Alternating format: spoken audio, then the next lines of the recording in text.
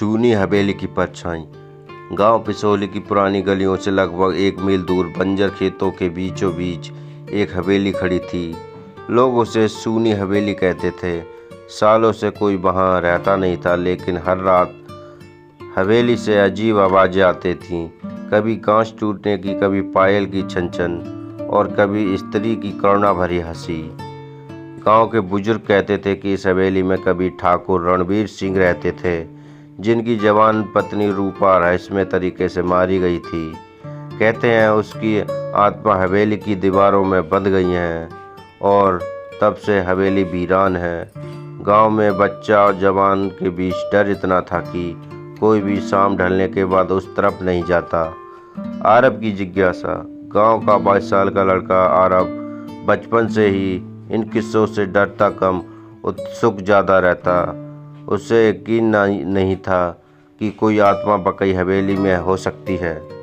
एक रात दोस्तों ने शर्त लगा दी, अगर तू सच में बहादुर है तो आज हवेली में जा और वहाँ की खिड़की पर बैठकर सबूत ला। आरब ने हिम्मत दिखाई और बोला, ठीक है, आज ही चलता हूँ। हवेली का पहला कदम। रात के 12 बजे आसमान पर बादल छा गए थे और हवा में ठंडक थी। आरब हाथ में टॉर्च और जेब में मोबाइल लेकर हवेली के दरवाजे पर पहुंचा। जैसे ही उसने दरवाज़ा धकेला, वो अपने आप चरमराता हुआ खुल गया। ऐसा लगा मानो कोई अंदर से उसे बुला रहा हो। अंदर धूल और जाले भरे थे। छत से टूटा हुआ झूमर टेढ़ा लटक रहा था। पुराने चित्र दीवारों पर टंगे थे, जिनकी आंखें अंधेरे में चमक रही थीं। आरब धीरे धीरे कदम बढ़ाता हुआ हवेली में दाखिल हुआ। परछाई की पहली झलक। अचानक उसकी टॉर्च झपकी और बंद हो गई।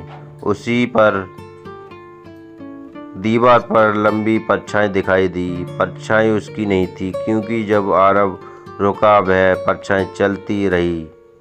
उसके कानों में फुसफुसाहट गूंजी, तुम आ ही गए, बहुत इंतजार था।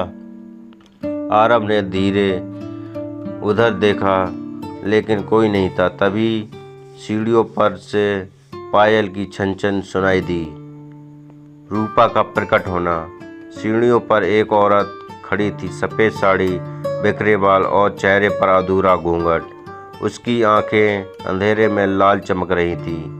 वह बोली, मैं रूपा हूँ, इस हवेली की परछाई। आरब कांप गया। उसने भागने की कोशिश की, मगर हवेली के दरवाजे अपने आप धड़ाम से बंद हो गए। हवेली का अतीत। औरत की आवाज़ गूंजी, सालों पहले रणवीर सिंह की दुल्हन बनकर आई थी, लेकिन इस हवेली में मैंने कभी सुकून नहीं पाया।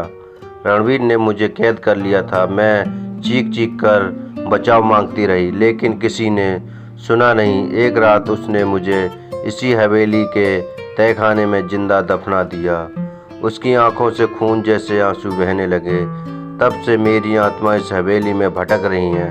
मैं हर उस शख्स का इंतज़ार करती हूँ जो यहाँ आता है, ताकि वो मेरी कहानी सुने और मेरे दर्द को महसूस करे। आरब का डर। आरब पसीने से तरबतर हो गया। उसने मोबाइल निकाला तो नेटवर्क गायब था। स्क्रीन पर खुद व खुद लिखा, अब तुम कभी नहीं निकल पाओगे।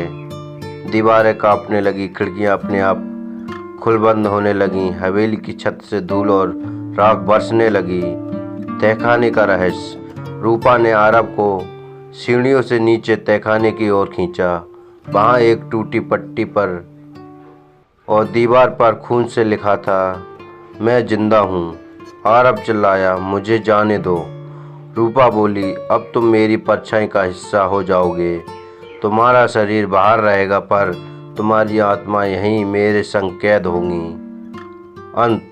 अगली सुबह गांव वाले जब हवेली के पास गए तो दरवाज़ा खुला मिला। अंदर तहखाने की दीवार पर अब एक और नाम गुदा था, आरब। और हवेली की खिड़की पर एक नई परछाई खड़ी थी, जो किसी भी आने जाने वाले को घूरती रहती थी। गांव वालों ने फिर तय कर लिया कि उस हवेली का जिक्र भी नहीं करेंगे, क्योंकि जो वहां गया वो कभी लौट कर नहीं आया। तो दोस्तों ये स्टोरी कैसी लगी तो हमें कमेंट बॉक्स में राय दीजिएगा और ऐसी स्टोरी लाते रहेंगे आपके लिए।